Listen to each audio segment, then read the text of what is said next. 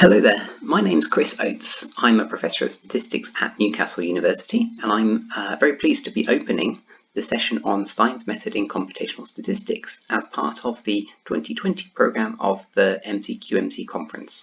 The title of my talk is Recasting Sampling as Optimization via Stein's Method. The context of my talk, and indeed the other talks in this session, is in Bayesian statistics. So, abstractly, in a Bayesian application, there are parameters, which we're going to denote in this talk by theta, on which we would like to make an inference. And the way that that is performed in a Bayesian framework is through the famous formula called Bayes' rule, which is written here. Bayes' rule combines prior knowledge about the unknown parameter expressed in the form of a probability distribution with the evidence supporting or indeed not supporting candidate values of the parameter, which is captured by a generative statistical model for the data, sometimes called a likelihood.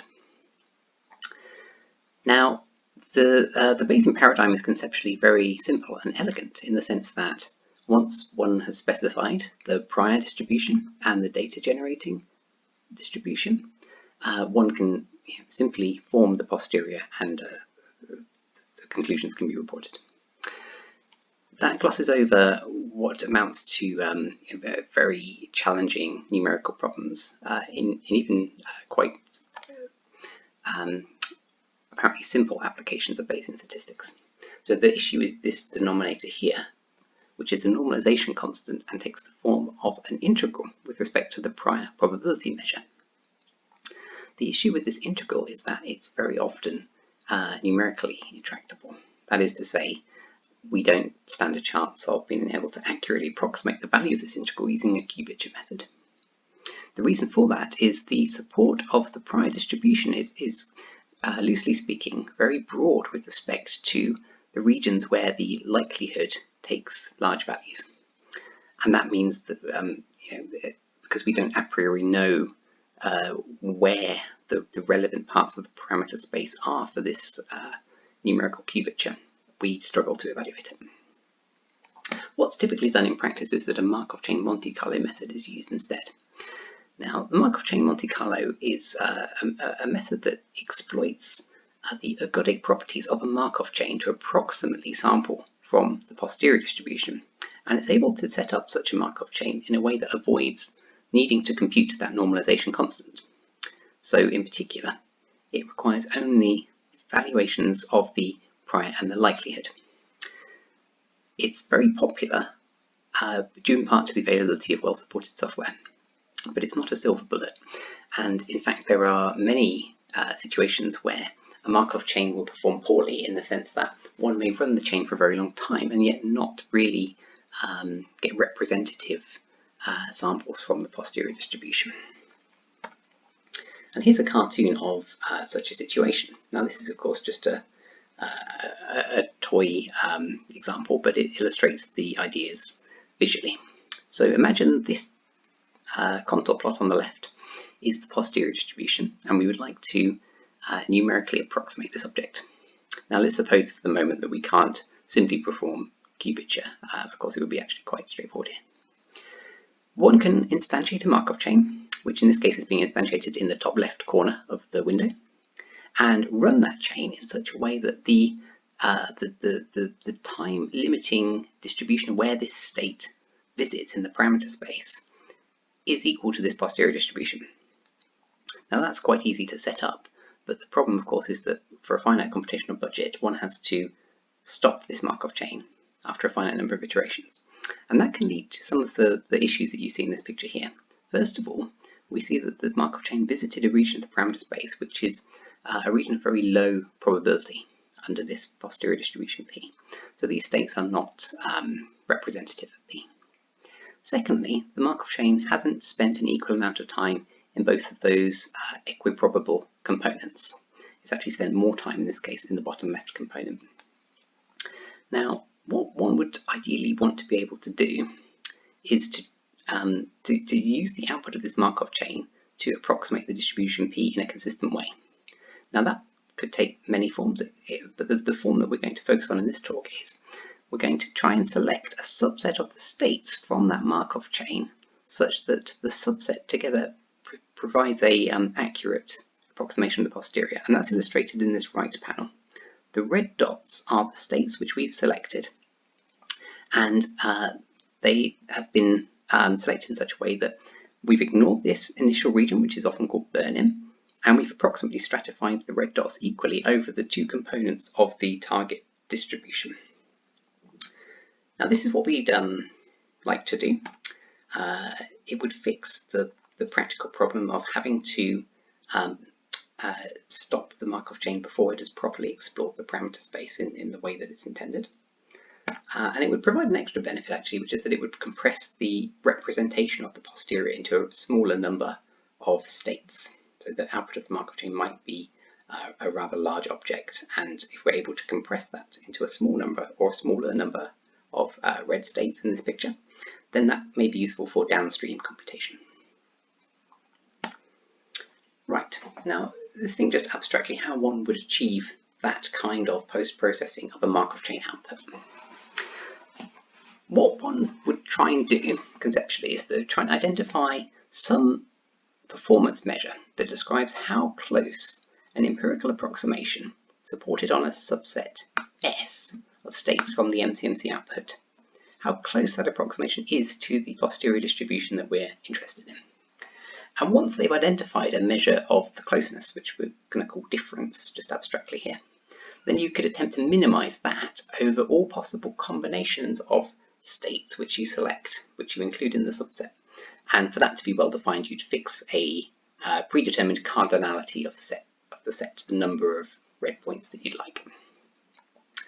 So immediate remarks, particularly from anyone familiar with Markov chain multicolor, is that, well, this doesn't seem possible, because to compute a measure of the difference between the empirical measure and the posterior, you need to know something about that posterior distribution. And this is kind of circular, because the reason we're running Markov chains is that we don't have a nice characterization of that posterior. A second remark you might make is that, well, so yeah, suppose you were able to come up with a computable measure of difference, well, you still got to minimize it in a combinatorial way, and that potentially is an extremely hard problem. What we're going to see in the remainder of this talk is one approach to this problem that uses Stein's method. And the role of Stein's method is going to be to manufacture a measure of the difference between the empirical distribution and the posterior that can be computed in a way that circumvents the need to evaluate that normalization constant. So with a computable measure of difference, there's actually a lot of scope for methodology, and we're going to look at one particular method which attempts to minimize that measure of difference, essentially by approximating this combinatorial minimization problem. Here's the outline of the talk. We're going to start by describing that measure of difference. It's called Kernel Stein Discrepancy. We're then going to see how that can be exploited to approximate a posterior distribution from MCMC output. And then we're going to nod to the other applications of Stein's method in computational statistics, including those that are going to be discussed in the subsequent talks in the session. The mathematical tool I'll be using in this talk is a reproducing kernel. I'll leave the definition here, and I'm going to assume familiarity with this definition in what follows. First, let's construct a generic way of measuring the difference between an empirical distribution and the posterior. We'll do it by taking the Hilbert space associated to a reproducing kernel and considering a supremum over the unit ball of that Hilbert space between averages of functions that are computed under the empirical measure and under the posterior measure. This contains a supremum, which in principle is an infinite dimensional optimization problem and is intractable. To address this, we're going to use the fundamental property of the reproducing kernel, which is the reproducing property given on the top line. That allows us to replace function values with the inner product of the function and the kernel to the effect here. Having done that, we can exploit linearity of the inner product, and finally we can exploit the Cauchy-Schwarz inequality, which tells us this supremum is realized when f is parallel to the function present in the second argument. We therefore have a way of evaluating that supremum. The notation here indicates that the approximation quality is a function of the subset of states which are chosen from the MCMC output. And this particular measure of the difference is sometimes known as the worst case integration error in the quasi-Monte Carlo literature. The presence of a RKHS norm here means that potentially this measure of difference doesn't have a closed form. However, we can indeed obtain a closed form, and we do it as follows. So let's square that measure of difference. Let's expand the square using an inner product, and then exploit bilinearity of the inner product. Having done that, we can now exploit again the reproducing property of the RKHS, which allows us to evaluate the inner products you see in this expression, leading to our final expression. We now have a measure of the difference between the empirical distribution and the posterior, which involves only evaluations of three quantities. Firstly, the kernel. Secondly, this quantity Kp, which is the integral of the kernel over one argument. And this quantity here, which is the double integral of the kernel. This looks promising, however, we're still stuck because the two quantities Kp and Kpp in fact involve the distribution P that we do not have a tractable representation of. So without access to the normalization constant of P, it's unclear how we might compute those two terms. At the moment, we have not made progress, and that's where Stein's method comes to the rescue. Charles Stein made a variety of important contributions to computational and theoretical statistics. The contribution that we're interested in has its origins in the 1972 paper, which was investigating central limit theorems for dependent random variables. In modern terminology, the idea is known as a Stein characterization. That is, if I take a distribution P, I can attempt to characterize uniquely that distribution by providing a pair consisting of a Stein operator and a Stein class. The way that this works is the Stein operator applied to functions which are elements of the Stein class should have zero expectation with respect to the distribution P being encoded. That's the Stein characterization, and we can see an explicit example in the case of the univariate Gaussian. So if P is a Gaussian with mean mu and variance sigma squared, and density function denoted by lowercase p, then we may take a Stein operator A, which acts to take a function f, to multiply the function with the density p, to take the gradient of that product, and to subsequently divide by the density of p. So this Stein operator is in some sense encoding the distribution p. For the Stein class of functions, this looks rather complicated, but actually this is the least important part of the definition. We can take functions which are sufficiently regular and rich enough that this provides a characterization. Okay, now the problem here is that we have posterior distributions which are not going to be Gaussian. So can we construct a Stein characterization for potentially quite complicated distributions? And the answer is yes. So in one dimension, we have results such as the following. So if we take a reproducing kernel K, which is sufficiently regular in the sense given here, then any distribution P, or essentially any distribution P, can be given a Stein characterization, and it can be done in a very similar way to how Gaussian was handled. We take exactly the same Stein operator, except now P is going to be the density of the arbitrary distribution P that we're attempting to characterize. And for the Stein class, we can just take the unit ball of the reproducing kernel Hilbert space. So the Stein operator A is doing all of the work here in encoding the probability distribution P. What's the value of doing this? Well, that should become clear after we see the following result. So it turns out that functions that are obtained by applying the Stein operator to elements of the Stein class are themselves elements of a reproducing kernel Hilbert space, and we'll call that space K0. The kernel that reproduces that space K0 we call lowercase k0, and it has the following form, which is obtained by applying the Stein operator once to each argument of the original kernel. In this expression, you can see the ratio of the gradient of p over p appearing in several places, and you may recognize that as being the same object as the gradient of the logarithm of p.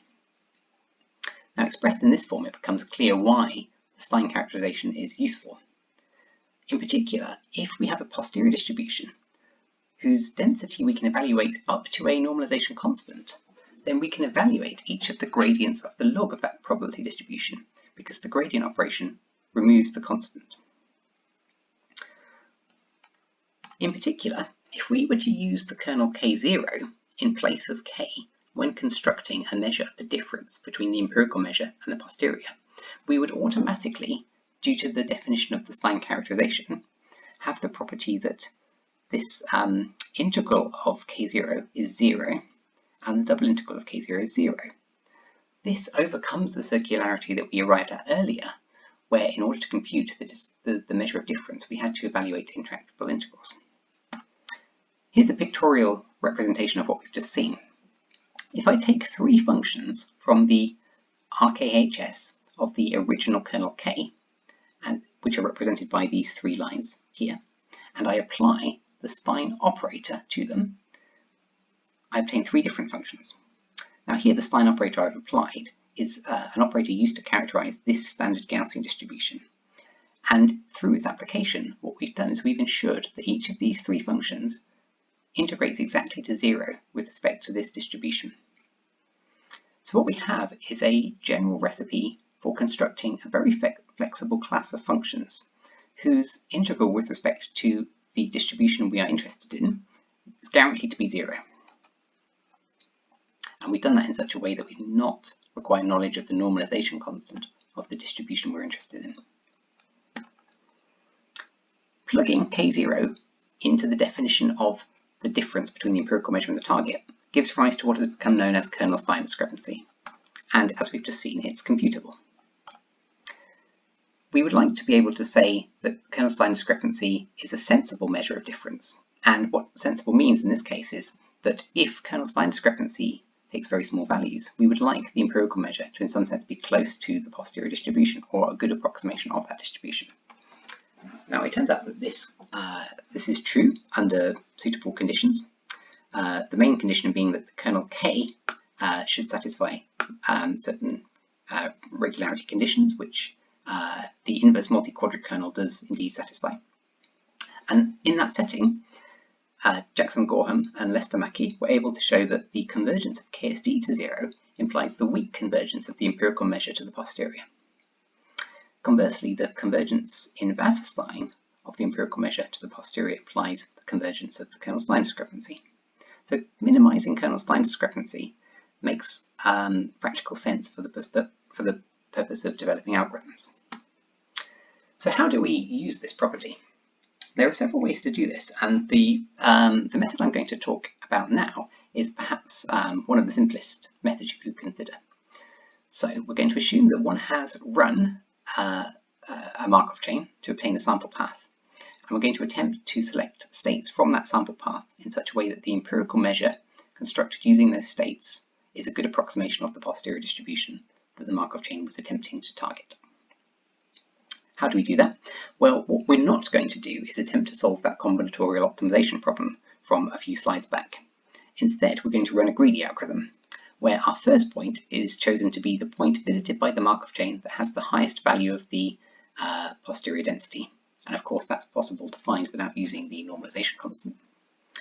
For subsequent points, we're going to pick the point to add in such a way that when we add that point to our existing points, the empirical distribution formed by that new collection minimizes the kernel Stein discrepancy between the empirical distribution and the posterior. We can do this in closed form because of the fact that the kernel Stein discrepancy is computable. And here is exactly how that works.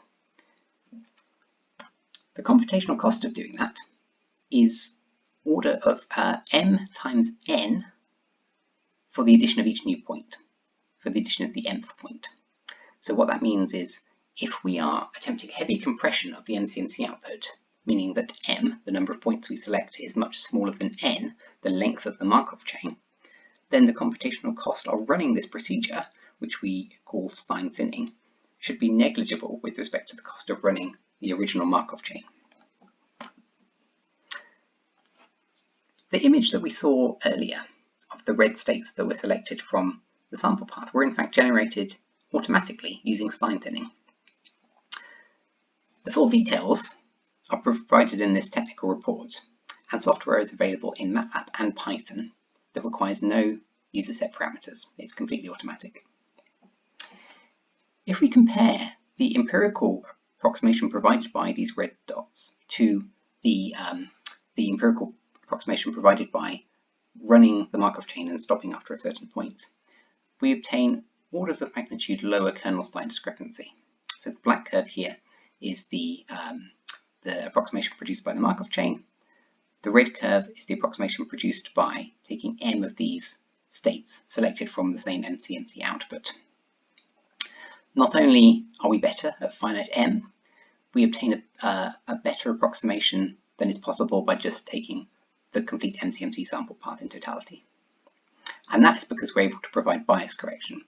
We're able to deliberately ignore features like this burn-in period at the start of the chain, and we're able to automatically correct for the imbalance between the sample path time spent in each of the two mixture components.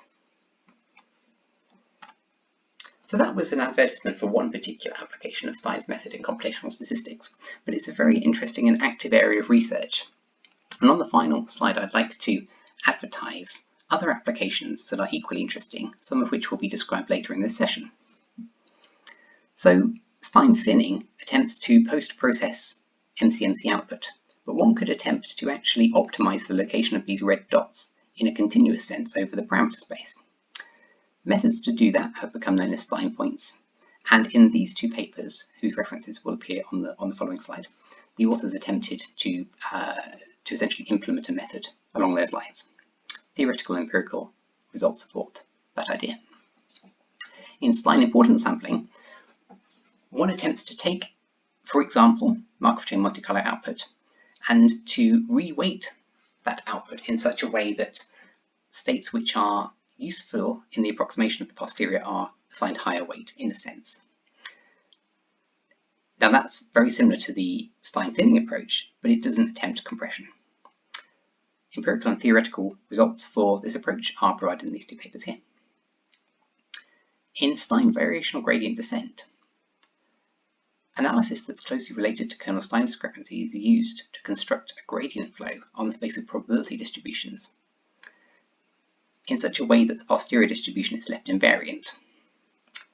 Much of the ongoing work in this area is devoted to the mathematical analysis of Stein variational gradient descent, and I'll provide some references on the following slide. Finally, I'd just like to mention the role of Stein's method in variance reduction, and this is going to be a theme in some of the subsequent talks in the session. Now, the problem of approximating a distribution is in some sense dual to the problem of approximating expectations with respect to that distribution, as we saw in the construction of the integral probability metric. If we fix a given function that we're interested in the posterior expectation of, one can attempt to reduce any variance associated with Monte-Carlo sampling that goes into the estimation of a posterior expectation using Stein's method. Some approaches to that are listed here, and we'll hear more about some of these methods later. In parallel with the applications of Stein's method, more fundamental research is ongoing into the construction of Stein discrepancies. There are two directions that I think are interesting here. The first is the construction of alternative Stein operators, which rely on elegant connections between Stein operators and the generators of diffusion processes. Secondly, researchers are attempting to reduce the computational cost of evaluating kernel Stein discrepancy and related Stein discrepancies. The use of random sampling in different senses has become an active area of research, and in particular, these papers by Huggins and Mackey and Gorham et al. Are providing two different solutions to this problem. Thank you very much for listening to this introductory talk. I hope this sets the scene and whets your appetite for very interesting subsequent talks in the session. And here are the references to papers that have been mentioned during this presentation. Thank you very much.